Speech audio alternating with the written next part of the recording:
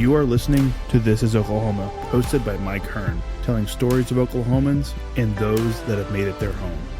What's up, guys? Welcome back to another episode of This is Oklahoma podcast. Mike Hearn here, host, back with another episode. Excited to share this episode with you today. But before we do, I've got to thank our sponsors. First of all, the Oklahoma Hall of Fame. They've been a huge part of this podcast for the last few years. So the Oklahoma Hall of Fame have been sharing Oklahoma's story through its people since 1927. For more information on the Oklahoma Hall of Fame, go to www.oklahomahof.com. And for daily updates, go to OklahomaHOF on Instagram and give them a follow. Our other sponsor today is Chickasaw Nation. Now, the Chickasaw Nation have sponsored pretty much everything in Oklahoma. They're a huge supporter of Oklahoma, and it's an honor to have their name and their brand supporting this podcast. So a huge shout out to Governor Anatoby for supporting this podcast. It really means a lot. Our third sponsor is Diffie Ford Lincoln down in El Reno. Now, this one makes me so happy because these guys are great friends of mine, play a lot of golf together. I've bought my cars from them, do most of my oil changes down there, have a cup of coffee, hang out down in El Reno. It's a good spot to go. And not only are they great friends, but they provide a great service. So for over 60 years, third generation family owned Oklahoma business down in El Reno. They're also in Bethany as well. So people in the Bethany area know the Diffies really well. But if you're looking for anything new, used, Ford, Lincoln, or whatever, I'm sure they could find anything you want. Check them out, diffieford.net, and then on Instagram at diffiefordlincoln. This episode is brought to you by the Doghouse OKC. Recently, I have been in need of some doggy daycare for my two pups, and the Doghouse have come in clutch. The team over there are incredible.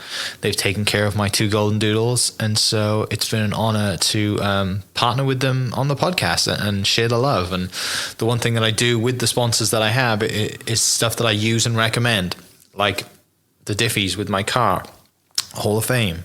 They're awesome. Citizens Banks, where I bank. Chickasaw Nation, huge supporter of Oklahoma.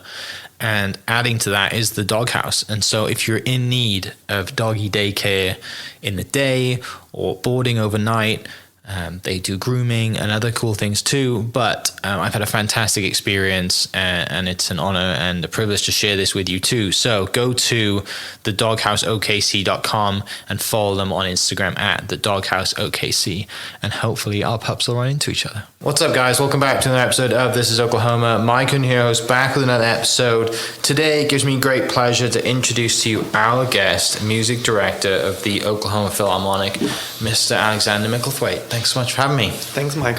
So you've been here since 2018, which is really, it goes by super fast. I'm sure it has for you as well. We're 6 years later, you've been here, and most people obviously will see you on stage or might have seen your face on the side of a bus back in the day. We're going to get to all that, but excited to dive into your story. You're originally from Germany.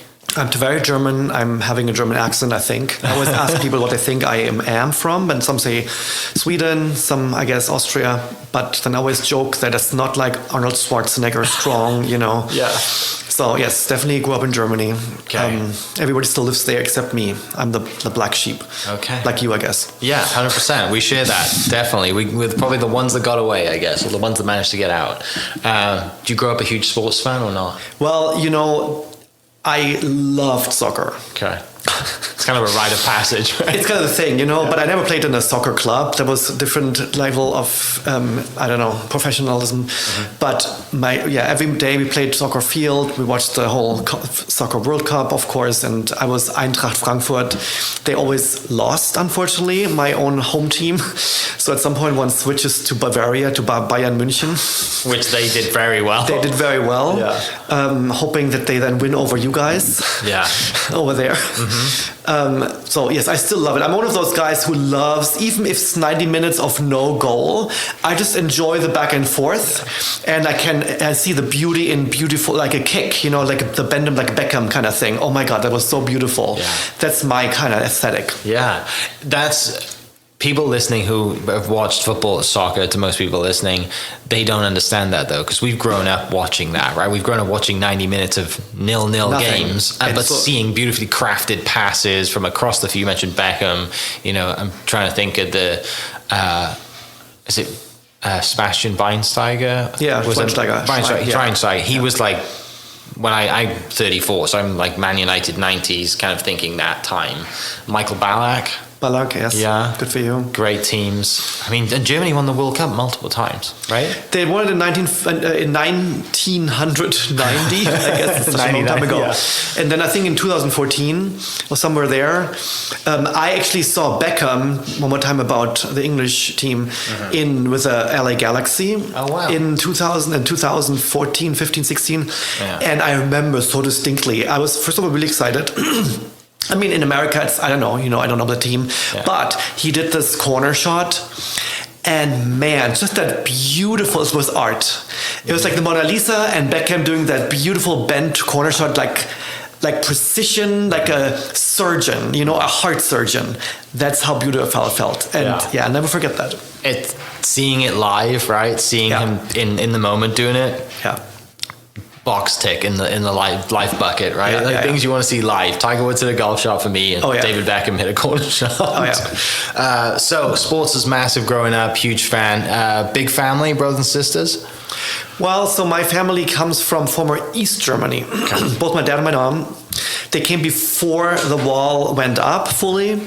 So, which meant in my childhood that we had 50% basically in former East Germany, the other one was in West, again, which meant that every 2 years we, the West Germans, were allowed to go over, visited my East German relatives in Chemnitz and Dresden, which was on the one hand really scary, because it was a little like the movie James Bond, Love Letter to Moscow, whatever it was called, from the 60s, when they stood, and the water, and went through there with the German shepherds, like sniffing and opening the back, the suitcases. But then also all those stories nowadays of the East German cars, East German plastic. It was a whole nostalgia now that surrounds that. I have like all my cousins are still there, but again on both sides of the curtain, of the Iron Curtain, and it's part of my background, I guess. Do you miss home? Not at all. Not at all. Do you? No. I mean, I probably miss the people, right? But as far as like lifestyle, no. Like it's much the opportunity, classic cliche immigrant thing to say, right? The opportunity here is ridiculous, and the American dream is a real thing. I love being here. But the funny thing is that nobody in my family or my friends understands that. They all kind of talk down on me, and I'm like, whatever. You don't understand.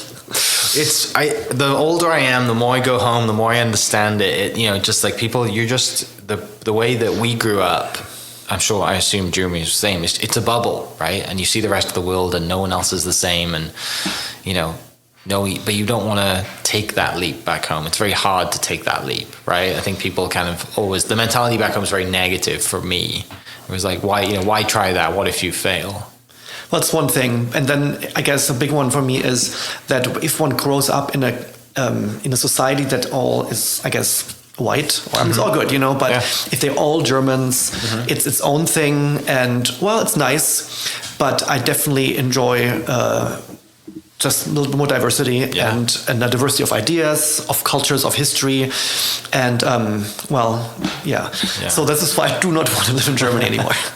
What about as fast, and as kind of big of your love, obviously, and career of music? Like, what's those earliest memories? When does that first come into play to think, what's that music thing? Like, in my case, it's really interesting because I wondered this with others, like first sports memories, and again, I don't have this much, a little bit playing soccer on the, behind the house, With music, when I was 5 years old, my mom took me to my first opera, Hansel and Gretel, and I very distinctly remember what I kind of wore, how excited I was, but then also that Hansel and Gretel is about those two kids, the boy and the girl.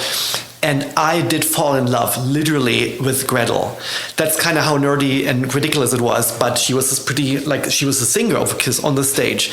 But I remember that, 5, 6, 7 years old, that was the girl I was in love with. From that opera. What? Oh my God. So those are my first memories. And then a little later, when I was 8, I think 9, I started piano when I was 6. Loved to practice every day from my 8th year on. So this is when I started to play Beethoven as a kid, and I practiced because I wanted to play the music. I wanted to do this piece by Beethoven, not because my mom told me to. And that was a big difference. So yes, and from then kind of nobody had to push me anymore. 8, 9 years old, and I kind of did it by myself. So mum's love of music was kind of what leads you into that versus your father or your other family members? Yeah, exactly. So my mom, again, from East Germany, her mom sang in the opera chorus in Chemnitz. Her mom wanted to be a conductor. Her mom wanted to be have a classical career in music, but she couldn't because it was the war and stuff. So I was kind of fully immersed because of my mom's desires in that career. But I really loved it. So I never felt pushed. And I must say, I don't know, and I really did it then by myself. Yeah. But I must say, and I told this couple of people that just to practice every afternoon, for my mom, she needed this almost like oxygen. She kind of took those notes. She always told me, oh my God, it was so beautiful. I mean, she never pushed me to practice. Hey, another 2 hours. No. Yeah. She was like, oh, that was so beautiful. It was quite sweet, I must say. Yeah, it is, because it's rare, right? There's a lot of people that grow up now, kids growing up, or parents that, their parents, like your grandparent, didn't have that opportunity, and they want to kind of force that on the kid and they get burnt out, We talked about soccer earlier, kids who go on traveling soccer teams at the age of 4 and 5, I think it's the dumbest thing in the world. Right. Why are you going to Dallas your 6-year-old to play soccer? They don't care. But when you're fortunate to be in that position that when you're 8 years old, you're like, oh, I understand this, I love it, and I don't want to do anything else. I mean, that's I'm not sure how unique it is, or maybe other kids have that too. I had basically twice. I had this when I was 8 years old, and then I remember I played Fur-Elise, I played this other piece, The Rage Over the Lost Penny by Beethoven. Quite difficult for me. Like Beethoven writes about his rage that he lost a penny and put this into music. Okay. And so 8 years old, and I practiced. I wanted to master it. And then the next one was when I was 17, when my high school music teacher asked me in recess, hey, what do you want to be later? And I said, well, maybe piano player, pianist, or a stockbroker. And then he said, have you ever considered becoming a conductor? And that was also one of those electric moments, physical moments. Boom, that's what I'm going to be. And I did everything for myself to do that, to become that, and to go that career route. Yeah. So, kind of nice to have that push for my own personality. So that 8-year-old moment, you're practicing, coming home from school every day. How long is it before you get your first I'm performing on stage? Was it at school or was it at something else? Yeah, that's also interesting because I think I was 10 or 11 in high school, and where we were allowed to play something, and I was really nervous. That's kind of the thing. How do you overcome that part? Because yes, you practice, you're pretty good, but then to play in front of other people, that's a whole different story. And in my case, I remember I was always kind of spiritual. And so I asked God for help or something, literally, and did my little mini kids meditation, performed, and slowly built the stamina and the courage, literally, from 10, 11 years on, to until I auditioned for then professional music school, music college, to be kind of ready. So it's a slow process, but definitely. I remember those moments very well, sitting there when I was 10 on the piano, being nervous, but then overcoming it. So. Yeah. Take me there. What's going through your head at those moments? Do you remember the song? There were a couple. I mean, one was that Rage of the Lost Penny. I think it was 10 or 11. And it was kind of that. I remember I went to music school and that the music lesson that next morning, and I was too scared to actually do it. And my mom said, "Don't worry about it. Let's try again next week. I practice, and then." Then to have that applause, that reaction, okay, you can do it, and to have the reinforcement, the positive, from your classmates, that was huge. And then slowly built that Well, the courage in a way. And that was a big thing for me, I would say. Yeah. Because when you get onto that stage for the first time, that stage feels massive. Oh my gosh. Right? Yeah. And then when I was 13, I think they booked me as this wonder child at this huge hall in fits like 2,000 people in Frankfurt. I came there with our high school choir, and I was the star. It was ridiculous, of course, I wasn't. But still, so it was this big moment, and then the Wonder Child.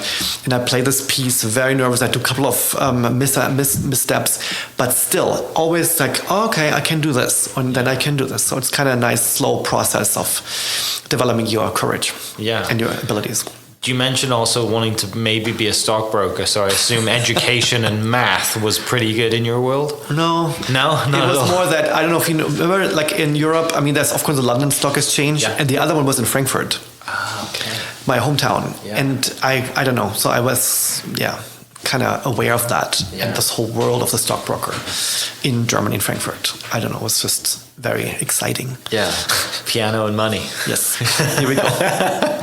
The occasional football game. I love it. What was school like when you're fascinated, you're passionate about music, but did you just get by in the other classes, or did you have pressure from families to be like, no, you need to do the best in all of your classes, or you're like, I'll just get a C in these, but music is like my focus? Well, it was a little bit that in my family we weren't so pushed. Okay. I must say it was kind of sweet. Yeah. I was maybe a B student, not overly good, I think. And I actually, looking back, I hated high school. Yeah. Ugh, I don't know. It was not my kind of... No. College I loved. Then I could do what I wanted. Yeah. So I don't know how it was with you growing up. We had Saturday school. We had Saturday 4 hours high school. It was kind of rough, I must say. A lot of intellectual studying. I don't know, So you did Monday to Saturday in school and Sunday off? Yeah. Interesting. Yeah. For quite a while. And again, it was lots of intellectual studying and not... and again, I was definitely more the musical kid, and Yeah. So, do you start playing in kind of I'm trying to say bands. It's not bands, but bigger groups, or are you just focusing on performing on your own on stage on piano, or are you part of a larger kind of music club? I guess. Well, so in my world, it's kind of, in that world, it was piano, but then I played also cello. So it was really completely the nerds, the nerdy kids. But in Germany, it was normal. Yeah. So I did play in the youth orchestras, and we did with our little ensembles of cello. We went to the pedestrian area in Frankfurt, not just once to make money, but we played there. People passing us, and again, was part of our, I guess, hobby or free time to play Saturday in the pedestrian area with my friends, cello quartets. Okay. What leads you to cello from piano? Because my brother played violin, and I was like, well, I don't want to do the same. Yeah. And cello is also a nice instrument. Yeah. Do you still play? No. No? You still play piano? Yes, I do. Okay. Daily? No, not daily, but I love it. It's great. Yeah. It's not something that I've ever tried. I would love to. I think I get envious when I see people on stage. I listen to a bit of music, I'm like, oh, that's a piano. That's really cool. What's interesting, so my kids, I have a 16 and a 21-year-old, and I started when they were 5 years old, 4 or 5 years old, I was like, okay, let's go at it. Mm-hmm. Every day you practice. I was very German until basically when they were my oldest, when he was 7, 8 years old, and he hated it so much that I was like, okay, fine, you don't have to play anymore. It's done. But then, and I let it go. But since then, he sits on his piano, both of them on the piano. They play, film tunes. They create their own music, and because they want it, and no more push from any dad, and every day they are on the piano right now, and improvising and creating their own songs. So, and I wouldn't have expected it. Do you get the same reaction that your mum did when they play? I do, actually. You do? Oh my God, I love it so much. Yes. That's brilliant. I love that. That's really cool. And really cool for you to be in that moment and have them play and also to have them at 16 and 21 and just kind of have their own we're going to make this up and see them creatively do their thing. Yeah. That's really cool. Yeah. You said you didn't love high school, but you loved college. Tell me about that moment then. You mentioned about being 17. You think, stockbroker music, going to be and the person says to you, well, what about being a conductor? Yeah, I don't know, it was a miraculous moment. I don't know if others have that. I always ask that actually when I give speeches or talks. do you guys remember when you wanted, or if you wanted a certain profession and when you had it? And was it like a distinct moment? Because for me, it was really that what happened. And at that moment, then I decided to become a conductor, and I went to my music teacher. I was allowed to conduct the high school orchestra. I did my first conducting master class somewhere. And it was this whole new world that opened up. Because again, in Germany, like again, England, I guess, when you are, who were the famous stars of your childhood? It was Beckham, I guess? No. Yeah, Ryan Giggs was from Wales, and then let's see, Tom Jones was massive, right? From a music part, as far as like sports stars. Yeah. I mean, or golf, I guess. Yeah, Tiger Woods pretty much was my era as well growing up. But the thing, so in my world also, I grew up then with famous conductors, and I never ever thought I could ever be that. They were too far away, too far removed, too big of heroes and role models that I never can reach that. But in this case then, when my music teacher asked me, hey, what do you think? I think you should become a conductor. Just that authority figure had that idea. I was like, what? Oh my gosh, yes. And just then pursuing that route was quite, unexpected, but also really crazy exciting.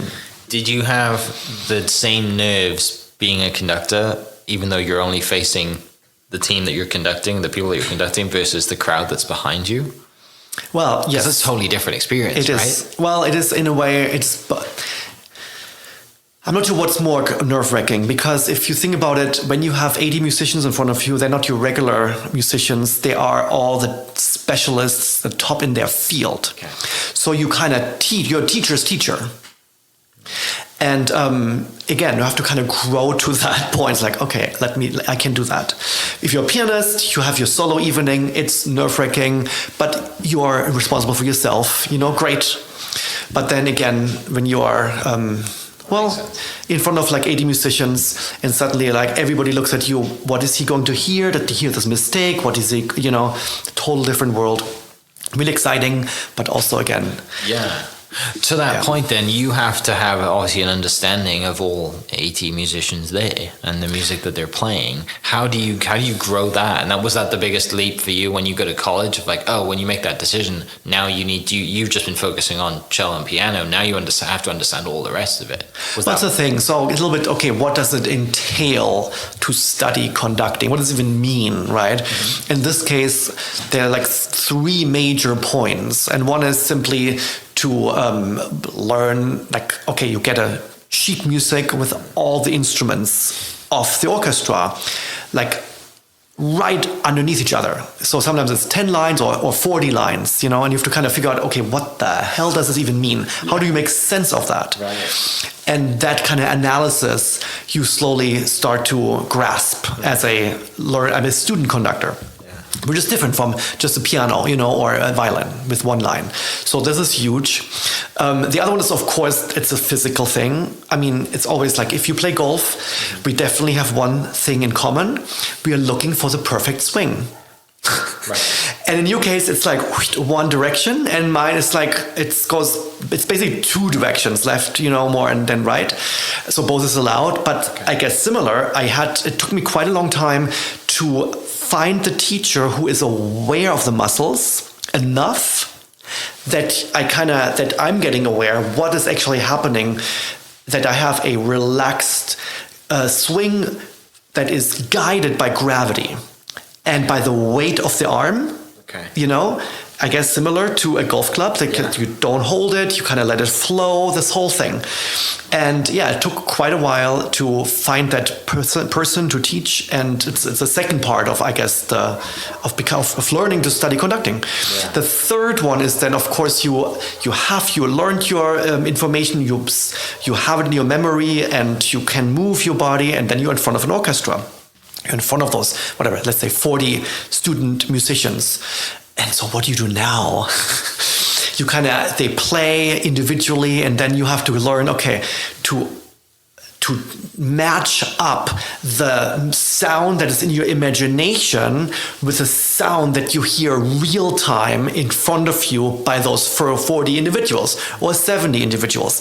And then zone in, okay, something wasn't right. What was it? Who was it? Was it the rhythm? Was it the sound? Was it the intonation? The color, and then figuring out that part and being able then to communicate that. Do you do this communication with just by simply your gestures, or do you say something? How do you say it? I mean, seriously, it's like this whole chess board, like a 3-dimensional chess, or 4-dimensional with time included, the timeline. Yeah, it's quite complex and fun. But because of your kind of drive and love and passion and what you said earlier as a kid, trying to figure out the hardest things for you to play, you just looked at this and thought, oh, this is brilliant. Like, I'm in, right? Like, I'm going to figure this out, and I'm going to love doing it. Well, so that's in a way, yes. And I guess here it goes more psychological in a way. Okay, one has to be a certain psychological makeup to enjoy it, right? And I cannot be too much of an introvert. Right, yeah. I cannot, so I have to be somewhat extroverted, enjoy the music itself. If I would be a country lover, I mean, of course, it has to be that repertoire, and I love that repertoire, those pieces, right? It was like crazy exciting. And then communicate this with a group of people. So you're on the one hand leader, one person, but you only can make it happen with those 70 musicians around you. So it's a big teamwork. And the whole thing was completely my psychological makeup in a way. Yeah. But I didn't know at the beginning. I mean, it just turned out, oh my gosh, that is exactly what I am in a way. Yeah. And that's the beauty of just, being in a position and being fortunate to chase the passion that you love, right? Like, whether it's mum, taking you to, when you're 5 to that spot, like when you look back at your life and your story, like there's all these points where you're like, I'm so grateful for that, because otherwise maybe you could be doing something completely different, right? And where would we wouldn't be here today.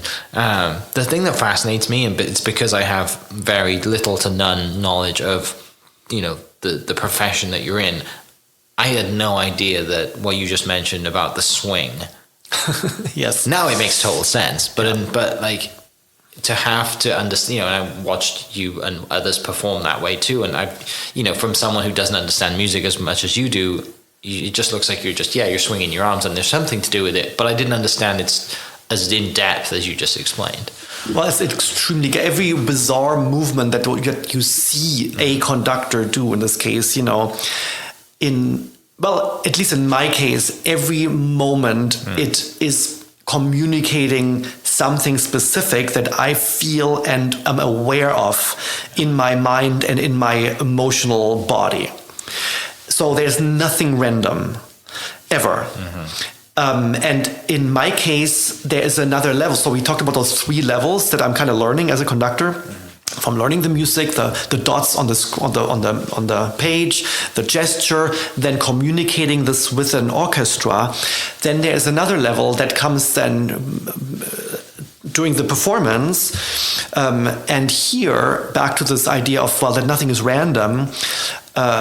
In the performance, what I'm trying to do is to recreate it new. So there are lots of conductors, you like in a theater, you rehearse it, and then exactly how you rehearsed it, that's how you then perform it.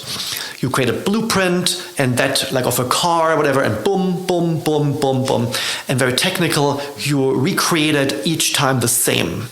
Great. In my case, each time the goal is, the value, the virtue is to be a little different, to be anew. And how one does that is that you change the tempo, you speed it up, you're not set, and you create the story in the moment anew, like with your focus, with how you shape the speed of the music, how long you rest in the moments of silence, and be there as if it's the very first time.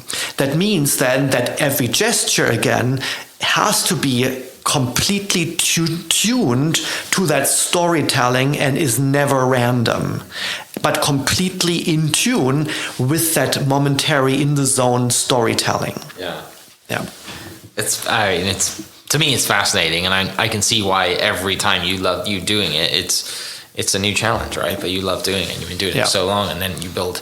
You got, like I said, 40 or 70 musicians there that are arguably the best in their field in that current area. Where do you go to university, and what was the specific, I guess, course that you dove into, and was university a 4-year or a 3 university as well? So in my case, I studied in Germany. I got going there, had 2 majors: piano performance and conducting. But I knew that I had to get out of there. So in Germany, it's free, and all good. And there's some great universities, some great teachers. But in the conducting world, worldwide, there are 2 ways of becoming a conductor. There's the more classical, let's say, German way, where you go through an opera house, where you play piano, you are a coach, and it's not so much about the conducting gesture, it is more about learning the operas and then starting at the bottom with an opera house and then learn by doing. But you are fantastic on the piano. And the other way is really then more the Anglo-Saxon way, like England, Finland, America. It's not so much about the opera house, but it's about the conducting gesture. The goal is to become an assistant conductor of a symphony orchestra, symphonic music. And again, very different. Now, in my case, that means that in Germany, our universities don't really have feature a orchestra for the conducting students. So we learn by never actually getting into a plane and taking off, like flying the actual plane. We're always on the ground, in a simulator and in front of 2 pianos. So that was kind of the problem. When I got out and moved to Baltimore, they had a fantastic conducting program, and we had 2 evenings a week of full symphony orchestra for the students. So just imagine that. What a paradise. We did everything, and they were right there, and I couldn't believe it, actually. What a fantastic education I got here in America. So that was a big difference. So I got my master's here in Baltimore. Okay. My performance diploma, and but then still, it's very, again, interesting. So still didn't really know, after 7 years, 5 in Germany, 2 in here, still didn't really know how to conduct an orchestra. Then went to Tanglewood. It's the Summerfest of the Boston Symphony, and they have a conducting fellowship, which is quite prestigious. So I became there, had a fantastic teacher, and that's after 7 years, I finally learned how to conduct. So pretty long time story. Yes. Yeah. So how do you pick Baltimore? How does that come about? Well, it's a little bit, I guess, I got a scholarship, but worldwide they had a very famous teacher. Okay. And which is also interesting if you think about what is a performing artist, what do? We kind of are not writing our own songs necessarily, maybe, but in my case I don't.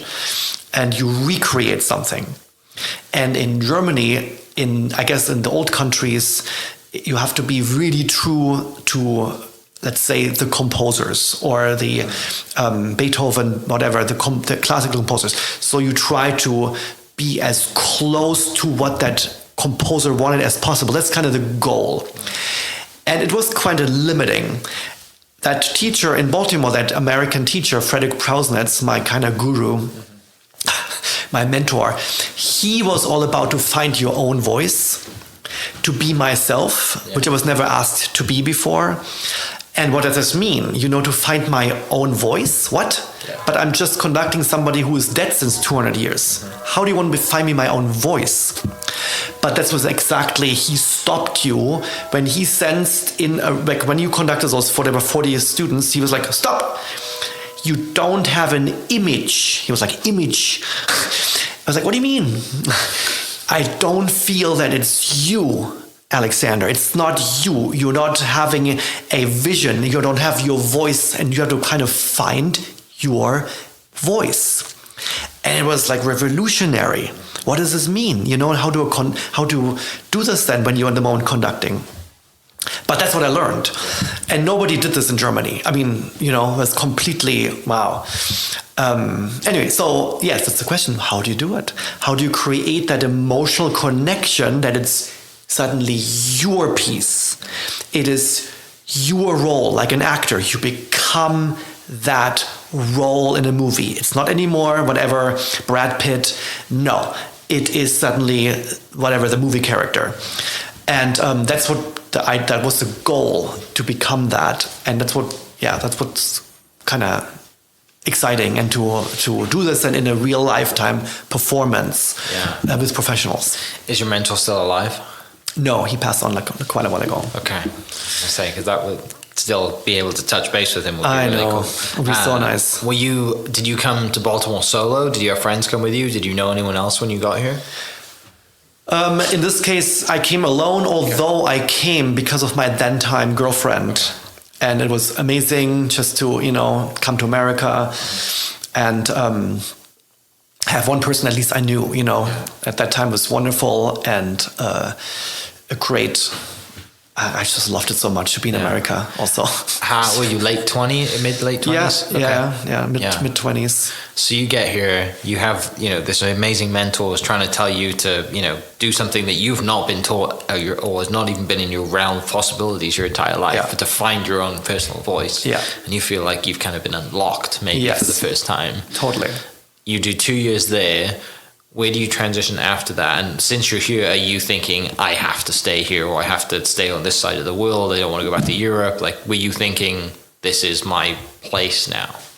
I mean, for me, it was quite extreme, I must say, because, I got married at that time, and but it was also the whole lifestyle. Oh my God, I loved America. I still do. Yeah.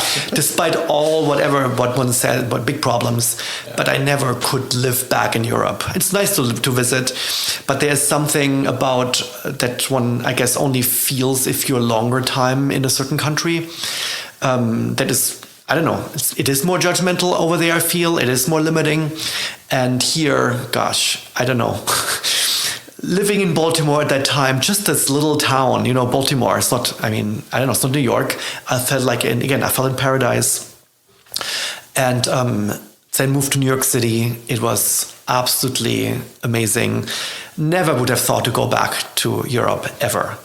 And then also from the career path, that's more than the career path I knew about, that you become a symphony orchestra conductor, assistant conductor. There was this whole career path in North America that wasn't there in Europe for me, for anybody. Yeah. And that's specifically on the Philharmonic side of things? Yes. Okay. Exactly. So, why New York? What gets you to New York? Was there, because I guess once you graduate your master's, then you're trying to find to be an assistant somewhere. Yeah. That's the next step. Well, I was lucky. At that time, girlfriend, then wife lived in New York City. Okay. And this always just also, personally great, but you couldn't find a better place to move to. I was obsessive with calling and going to literally every orchestra and opera company in the tri-state area. There was a little bit, computer, you called, you went there. I was just like a hound. Like literally, I remember I stood at the doors, at the rehearsal doors, tried to talk with her. Hey, excuse me, are you the maestro? And I waited for the conductor to walk out and talk with him. I was obnoxious. Yeah. And slowly, knock in so many doors that then I became like a assistant conductor of a small orchestra, or had my own youth orchestra, all those little things, just by sheer being so obnoxious, okay, here, Mickelthwate, you get the job, just leave us alone.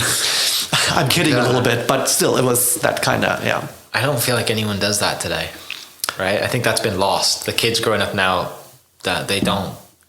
If you told someone that to go do that now, so they're 25 years old, hey, what's your dream job? Great, right? Go knock on doors until you get it. Yeah. They'd probably. Well, I teach that. I have private students, and I'm so I guess in my world, I'm almost like, you have to be an entrepreneur. Yeah. I create my own ensembles. I create my own opera company. Everything just to conduct, to do anything I could. Yeah. Where does that come from? Does that come from anyone in your family? That's a good question. I don't know. I mean, there's something English, again, that gentleman, John Mickelthwate, 1847, was a little bit adventurous, moving from Sheffield to Leipzig, to Germany. I'm sure there's something in the blood that I needed to get out and had to get going. Who did you look up to as a kid? Oh. Is there any entrepreneurs that you're like, I want to go do that? Well, as a kid, not so much. It was more than I remember. It was more conductors, I guess, at some point. Actually, cello players. There were some famous cello players, soloist Pablo Casals and Rostropovich, that I don't know, I was just like in awe of, because I played cello, right? And then it was more conductors, but never at some point it was Steve Jobs, or Johnny Ive, just from the culture and from the mindset, how liberating it was and how powerful what they created, artistically also. And at that time it was definitely more the conductor, Karajan or Bernstein, or certain German conductors that one maybe doesn't know here, Furtwängler, like the music director of the Berlin Philharmonic in the 40s, 50s. Yeah. And I absolutely revered the guy. So, Yeah. So you're like a dog with a bone, trying to get your job, trying to get your foot in the door, just knocking doors, totally talking to anyone you can talk to. Totally. And then someone says, okay, finally take over, giving you a chance. Well, I remember actually, so I went after this conductor of the American Symphony Orchestra, Leon Botstein. He was the president of Bard College. Okay. He knew George Soros quite well, and he was the music director of that particular symphony, American Symphony Orchestra. And so I applied, I sent a letter, I went to a rehearsal, and I mean, one Saturday afternoon, my phone rings, and I'm like, hello. And it's like, this is Leon Botstein. And I almost can't breathe. I cannot believe the guy is calling me and inviting me to attend one of his rehearsals. So this kind of thing, and then slowly making my way up the ladder. Yeah. What were your favorite kind of musical memories from New York? Well, or any good or bad stories stand out? Any big moments in your life? Well, so it started, like in my first year, I immediately, tried to become a busboy, but then also applied for opera, like I tried everything, right? And one was different opera positions as a piano player. And I applied for the Garden State Opera Company in New Jersey, which was conducted by Anton Coppola, who was the uncle of Francis Ford Coppola, who actually Anton Coppola conducted in The Godfather, in one of those wedding scenes. You see him in the background. He's one of those very small Italian geniuses who does everything by memory. And he was already at that time in his 80s. Wizard. And I didn't know what it means really to be a professional, pianist or musician. So they picked me as their pianist. And the task was, I was invited to play the opera Carmen. And it's a famous opera, not too difficult, I thought, and I practiced. And I thought I'm prepared. And there was a rehearsal, whatever, finally one day, and we drove down to New Jersey. And in this case, I sat actually in the passenger seat next to this, like we were two people, Anton Coppola and me, in the passenger seat with one seat belt. I was right next to this guy. It was really bizarre. Anyway, so we go to this house, rehearse, and the thing was we ran the whole opera. He conducts everything from memory. The musicians are singing, the singers are there, and I'm supposed to play the whole thing. First act was okay, it was 3 acts. Second act, I'm kind of starting to break in. Third act, I just can't play it really. And, well, it's needless to say that it was extremely embarrassing. And anyway, so next day I'm getting the call, you're fired. My first job, play, second day, fired. But it was one of those, right? It's like one of those experiences, it wakes you up 100,000%, and you're like, okay, got it. Boom. I have to be so 500% prepared for anything. But again, you don't, I mean, I didn't know. Oh yeah, you know, but you should know. And then you have this experience, and then you know for the rest of your life. Yeah. New York City. Yes. Wow. Yeah, cutthroat, right? Cutthroat. But it's a wake-up call that you're like, hey, I need to get better. I need to learn. I need to do this. And totally. I'm not going to succeed if I don't, because the alternative is go back home, which you definitely don't want to do that. Don't want to do that. And then I have some beautiful experiences, of course, also, you know, and great performance with New York Philharmonic. I was a doorman for one summer just to get for free into the concerts. So I was a doorman, take an usher. Yeah. It was really fun. And anyway, so then watch a whole bunch of performances there, and like amazing stuff that I wasn't aware of that existed, you know, with the Philharmonic. And yeah. Do you have a favorite, like if you're not playing, you just want to go see something? Do you have like, do you kind of stay within like your world, or do you go out and like try and learn and listen to other genres music, or do you just like, hey, if I have a free night, I'm gonna go and enjoy myself and sit and take it in? Well, in this case, at that time, it was because it's such a huge field with classical music. It's just was classical. Then in later years, very much so. Like in my previous music director position in Winnipeg, we had a new music festival of classical living composers. Every end of January, like 7 evenings, living classical symphonic composers. Yeah. And the range is crazy, like very wide. And here it's more okay that a good friend of mine, one of my best friends, opened me to several new like genres, let's say. And one was this Icelandic, like the world of Icelandic music. I had no idea. And boy, it's like magical. And I went to Iceland then, and it's all crossover more. It's not just like your classical symphony. No, it's like Sigur Rós, they're like Björk, of course, all those kind of in-between composers that create just because they're creative. And I didn't know. Yeah. And so I started to listen, invite people, and then create a whole, also program differently then, you know, what was allowed in my world and what was not allowed. Everything, more things were allowed. Do you go from New York to Winnipeg, or is there something in between? So I was lucky. My first professional job was with the Atlanta Symphony. Okay. For 3 years assistant conductor. It was kind of the first time, okay, you get out of your, New York bubble, I guess, and you apply for professional full-time orchestra as an assistant conductor, like 260 applicants, and you get invited for the audition, prepare like crazy, and then got taken. It was just a miracle. And then from there went to LA, Philharmonic, same thing, you know, again, what's the next step after 3 years? And then got invited for the LA Philharmonic assistant position. And it was like giddy to be taken as their new assistant conductor for 3 years. Yeah. And then after this went to Canada, to Winnipeg. Is it common to spend 3 years as an assistant and then move on? Or is that like you're kind of like 2 years in, you're like, okay, I need to start planning. I'm going to leave in a year and start applying to others? Yeah, it's interesting. I'm not sure it's in other cases. I mean, there are many orchestras that leave where the assistant, the resident can stay longer. In those cases, I don't know why. It was always 2 + 1 year. Yeah. And I knew I was kicked out no matter what. And I had to find something. It was really annoying, but also really good at the end. Yeah. So because you get to see the country, but also, you know, different culture and meet different people. And it's not easy moving every 3 years, especially, I mean, New York, Atlanta to LA, and then up to Winnipeg. Yeah, but it kind of kept me going, you know, and otherwise I was stuck around, and in this case I had to move. Yeah. How does Oklahoma City end up on your radar from Winnipeg?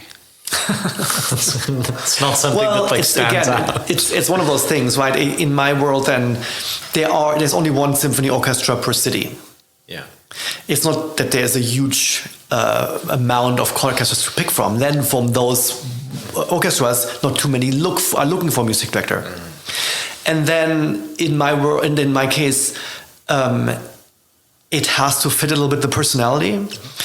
I have a family. I had family. I wanted both. lots of music directors of the really big ones, like LA Philharmonic, New York Philharmonic, that's all they do. It's great. They travel around the world. I tried this a little bit, but it's also really stressful, and it was not my kind of thing. So to find something that is a good thing in between, where one is free and creative, but where I can have a family, it didn't open up too often. So at some point in my Winnipeg tenure, I was like, okay, let's start to look a little bit, And I was in a whole bunch of searches, and this one here opened up. Didn't know too much about Oklahoma. Actually, really nothing, to be honest. Yeah. But when this opened up, I was then, oh, interesting. This gentleman here, the music director, was here for 30 years. Joe Levine is a really solid position, and they're doing great stuff. And it's a bigger city. It's not too small. So it's like, okay, that's kind of interesting. Let's really try to get that. And it was 2016, basically 2016, 17. And then they invite 6 candidates, right? From a whole, I don't know how many applied, lots of people. 6 got the invitation, which is a huge thing. And you get 1 week with the orchestra, 1 week. You have to convince everybody, the musicians, the board, the public. And and I was really excited, I must say. I had a great program, and lucky, I guess. And in this case, it's a little bit like a blind date, not with one person, but with 80 people. Like literally, so you don't know them. It's like, okay, what do you say first? Yeah. And it was just really well. Okay. I guess mutually, really fun. Yeah. Was there anything that stood out when you first visited, outside of the music? Well, what stood out? 2 things. First was that, Oklahoma is Oklahoma, it's not New York, it's not LA. And I was excited, but also didn't know what to expect. And a little cautious. And from landing here in Oklahoma, it was obvious that the arts organizations were very progressive. And there was, from the arts organizations, not only the Philharmonic, they were all, could have been or could be in New York, a very progressive, very liberal, but in the sense more also from the programming, from the people that work here. And I felt right away completely at home. The second thing was that the program I picked was not easy. It was like a piece by Rachmaninoff, like a famous Russian composer, Rachmaninoff, his 3rd symphony. That is not done a lot. I don't know if they ever did it here. And I know that the music director at that time, Joe Levine, he told me afterwards, he saw my program, was like, well, I'll see how he is going to manage that. He was a little dubious, we'll see, It's a bold move. It's a little bold, really, Maestro? All right, we'll see, But it was really fun, and they totally rose to the occasion and it was like this, hit the ball of the ballpark. But I didn't know. Nobody knew. Yeah. And it felt really great what they're capable of. So it was fantastic to know that. And the third one, again, you never know. It's also the audience. And I don't know what it is, but the audience here is extremely exuberant and knowledgeable and reacts just really good to classical music. And I didn't know this either. So, it was several unexpected things that made it very inviting for me. Yeah. What time of year did you visit? November. Okay, so it wasn't freezing cold, but it also wasn't 1,000 degrees outside. Yeah, so you didn't get the humidity. This is the perfect time to visit, especially from up north. Yeah. That's brilliant. So you were here for a week to do that. Yeah. And then how long did it take for them to say, okay, do you want a job? Well, that's the thing. So I was the second candidate. They had 4 more to go, and it took then until April, I think, until they finally called me. It's a long way to wait. A little annoying, but that's what it is. I knew that. Yeah. Yeah. And then obviously, you make the transition down here and find a place to live, and not only do you kind of understand the music culture, but the greater life in Oklahoma City, right? Like you get to take it all in. And 2017, 2018, the city, I mean, even now the city's growing, but it's totally different, right? Yeah, totally. I mean, it's like, in this case, also more a big positive surprise because, I mean, I loved Winnipeg. It was Canada, it was the right thing at the right time to live there in this little prairie town north of Fargo. And actually, I always joked with my friends where I would get a job and that I would not go, is there something beyond Fargo? Well, I never would go so far, and then I get Winnipeg. But it was artistically fantastic. Anyway, so Winnipeg doesn't have, for example, a highway system. It doesn't need one. It's so isolated, So back to Oklahoma, how it was the move. Well, I did move from Winnipeg to Oklahoma. And 2017, 2018, I went back and forth. And I kid you not, I don't know how it was for you. I felt like I don't know, when you're newly married, and everything is just rosy. And it was like that. Every time I was driving on a highway here, I was just like laughing. And I was so happy. I mean, it always depends on where you come from. As I couldn't believe, oh my God, I'm so grateful they have highways. The little things, right? That's so good, though. Yeah. And they have a Trader Joe's. And then a Whole Foods. Anyway, so it was quite fun. Yeah. And so this has been home since then, right? And you've kind of I'm fully since like 3.5 years now, 2021. Okay. Yeah. What's been, I guess, some of your... what do you think's been some of your biggest accomplishments since you've been here, and what are you most proud of as far as just like the organization? So, great question. So in a way, the last month, November, was, I guess, being a music director, my most exhilarating month ever. What we did was we started, I was conducting the ABBA show, our opening Cops concert. I'm always dressing up now. It was just really fun. I mean, everybody loves ABBA. Then we performed for the Thunder for Veterans Day, just to remember, the fallen. And it was completely different, but also very heartfelt. The next day, we performed for the Joseph Harp Correctional Facility. We went into prison, performed for 240 inmates in their jumpsuits. One of the most intense, beautiful experiences that I had in my life. It was so quiet. They were so appreciative. People were like having tears in their eyes. It was completely personal, and it was like a transformative.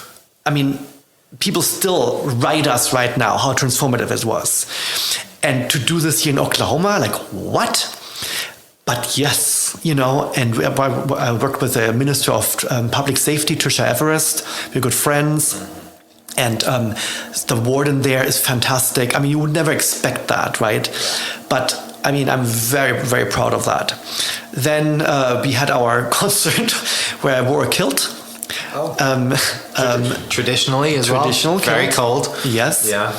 Highlands, from the Highlands, we did music with bagpipe and orchestra. Again, never thought of this. It was sold out.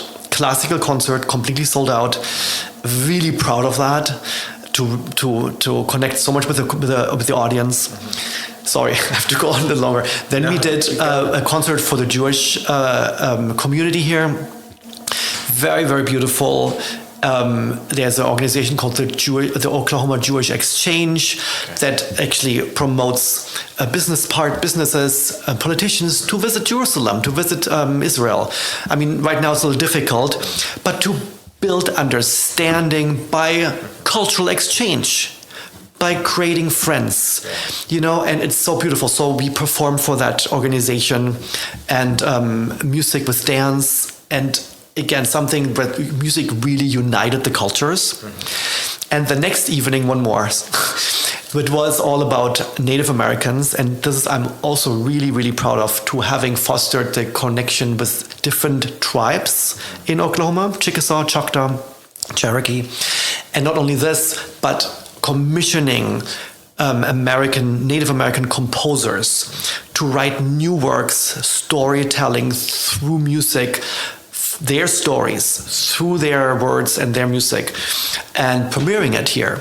So that was an extremely meaningful concert. And then looking ahead a little bit to April now, we have a world premiere by Jared Tate, Chickasaw composer, American Indian Symphony,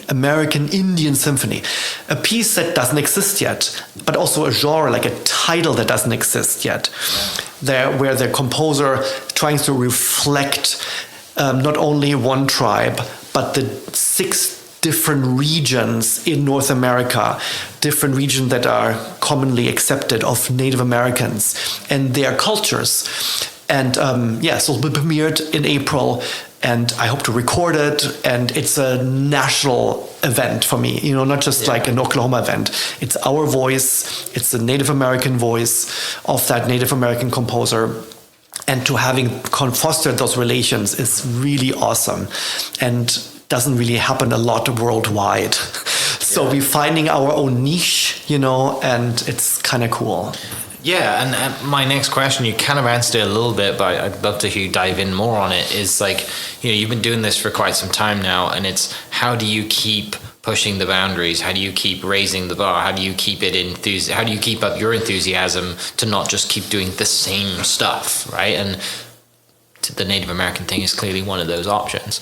Is there anything else that stood out, or just ways that you like, let's try this, let's do this within the confines, obviously, of, your industry? Well, I mean, one big one is really just the classical concerts itself, that it's not just like a random selection of like a Beethoven and a French piece and whatever, which is done like normally, traditionally, it's not so much about forging a program that is cohesive in itself and interesting. So, and then my thing is that each program, not every time, but that we have, for example, a program 2019 that is surrounded, that key piece is the film music of the life of Pi. That book that plays on the ocean with a tiger in the boat, it's like, what? But the point is that the film music won the Oscar. Michael Dana won the Oscar for it. It's more world music. It features East Indian musicians, South Asian musicians, and it was, I don't know, I thought that would be wonderful to feature this in a regular classics concert, and then to match it up with other music about the ocean, about travel, about voyages. So we did Debussy La Mer, that famous piece about the ocean, and we did a work by a living Sri Lankan composer.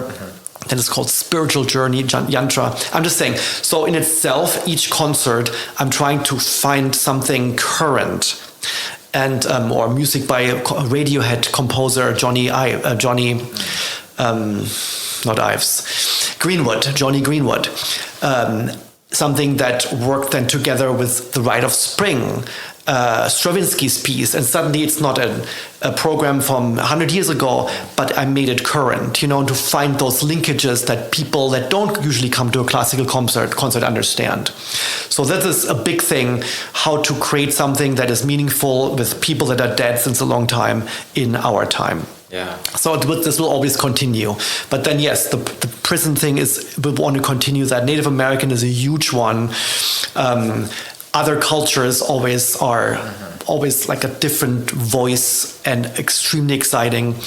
And the idea is to hopefully travel at some point and to bring this out, or to record more and have people be aware of us. Yeah. I related to kind of Indian music and just kind of that area of the world. A mutual friend of ours tells me that it is a life goal and mission of yours to bring Bollywood music to Oklahoma City. Well, that's very funny. Yes. Although to some degree we had Carnatic music, which is not Bollywood, but this Bombay Jayashree from Bombay actually came here for this Life of Pi. But yes, I do want Bollywood music with the symphony orchestra at some point. DG snarling and sniggering, is laughing his head off listening to that. That's the one thing he told me to ask you today. That's funny. Finishing up, what do you like to do for fun when you get to have a day off? What's your vices? What do you want to do? What's just like, relaxing? What's relaxing? Well, I don't know. It's like fun. First of all, I do love. It's totally nerdy, but I love to read. I mean, it's so simple. I finally went skiing in last March in Bear Valley in California, where I have my other festival. And just to, I don't know, it was so amazing to stand on skis again, which I haven't done for 30 years. And just going downhill, very simple, and not to break anything, but it was fantastic. I absolutely loved it. Going biking, there's so many things that I kind of would like to do more, to be honest. I love to cook and to have like different, just to be constantly inventive. With my 16-year-old, he loves to cook. So we kind of do this together, like weird stuff like this, I do love to meditate in a deep fashion and just sit there and trying to find my inner peace and my bliss factor, where I'm just, I feel more like a monk or something. I totally love doing that. Anyway, there's a whole bunch. How do you, back on the meditation part, just sit in silence and do you follow like an app, a book? Like how do you... Because I know there's a lot of people probably listening that could take a lot of value from that and maybe need to do it themselves. How do you get yourself into that place of zen and peace? Great question. There's a whole podcast for itself, to be honest. Yeah. It's more like, what are those little tools to kind of quiet your mind, and not only quiet the mind, but then also come to a emotional state of inner peace. And that's the big question for me. Not just to be intellectually aware. That's what I have to do. Listen to my breath. Listen to the breathing. That's great, But then what? So what I did there's this book, The Autobiography of a Yogi by Yogananda. This famous book. That gentleman, that guru, started a organization, the Self-Realization Fellowship, and I did those meditation exercises for quite a while, with the outcome that I had those bizarre opening up experiences of my brain, where suddenly your awareness, you're not aware of the room, you suddenly become aware of the house and the city. It's hard to explain, but I had like a physical reaction to it. By just doing those breathing exercises, those Kriya Yoga exercises. But now, that's one thing, but it was not so satisfying for me. So it's more to go more into almost psychoanalysis, where I'm listening to my subconscious and delve deeper into it and try to clean up from my past and write a lot, and then slowly... there's certain meditation, like mantras almost, that open me up emotionally, where I'm just then slowly starting to sit in peace. Anyway, so it's quite beautiful, but it's a longer conversation. Yeah, that's what you're right. We could do a whole podcast on, inner peace and finding all of that, because it just keeps opening doors, right? Yes. When you go down that path, right? Yes. It's never ending, because there's always a why question generally, until you find that, which, that's a lifelong kind of journey. And, fortunately, some of us get this, some of us don't. You mentioned cooking. Any favorites? Well... what are you cooking right now? What was this week's challenge?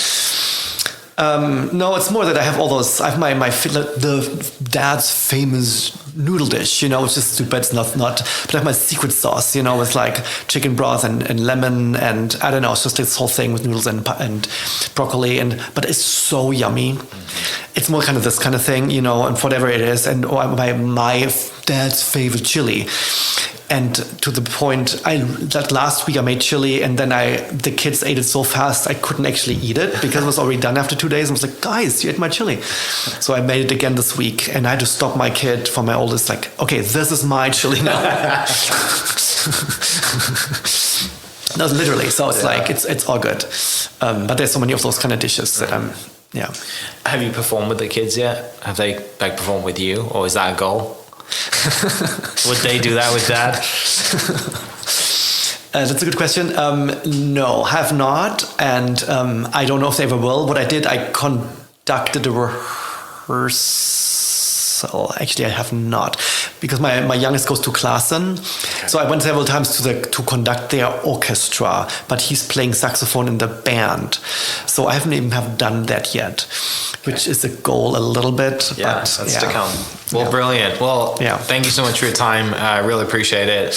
Love the stories. Love how, just the emotion that your passion and your profession brings out in you, and the love that you have for it, the dedication you have for it, the enthusiasm you still have for it, and love that. So for people listening, I'll put the link to OKC Philharmonic. They go check out what's coming, how to get involved, how to come see you, and the entire orchestra do their thing. Thank you so much. It was a real pleasure to talk with you, Mike. Yeah. For people listening, we'll catch you next episode. Cheers. Hope you guys enjoyed that great episode. Thank you so much for listening. As always, huge shout out to our sponsors, the Oklahoma Hall of Fame, sharing Oklahoma story through its people since 1927. For more information on the Oklahoma Hall of Fame, go to www.oklahomahof.com and follow them on Instagram for daily updates at OklahomaHOF. Our other sponsor, the Chickasaw Nation, amazing sponsor. They do amazing things for the state, and they're always sponsoring something in Oklahoma. They're a huge supporter of Oklahoma,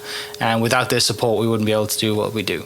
And our third sponsor is Diffie Ford Lincoln down in El Reno. Now, this one makes me so happy because these guys are great friends of mine, play a lot of golf together. I've bought my cars from them, do most of my oil changes down there, have a cup of coffee, hang out down in El Reno. It's a good spot to go. And not only are they great friends, but they provide a great service. So for over 60 years, third generation family owned Oklahoma business down in El Reno. They're also in Bethany as well. So people in the Bethany area know the Diffies really well. But if you're looking for anything new, used, Ford, Lincoln, or whatever, I'm sure they could find anything you want. Check them out, diffieford.net, and then on Instagram at diffiefordlincoln. This episode is brought to you by the Doghouse OKC. Recently, I have been in need of some doggy daycare for my 2 pups, and the Doghouse have come in clutch. The team over there are incredible. They've taken care of my 2 golden doodles, and so it's been an honor to partner with them on the podcast and share the love. And the one thing that I do with the sponsors that I have is stuff that I use and recommend, like the Diffies with my car, Hall of Fame. They're awesome. Chickasaw Nation, huge supporter of Oklahoma. And adding to that is the Doghouse. And so if you're in need of doggy daycare in the day or boarding overnight, they do grooming and other cool things too. But I've had a fantastic experience, and it's an honor and a privilege to share this with you too. So go to thedogHouseOKC.com and follow them on Instagram at thedogHouseOKC. And hopefully our pups will run into each other. Thank you for listening. We are inspired by those around us and hope that you are too. Make sure you subscribe to this podcast on your favorite podcast platform and leave us a review so we can keep telling your stories. For more great Oklahoma content, follow This Is Oklahoma on Facebook and Instagram.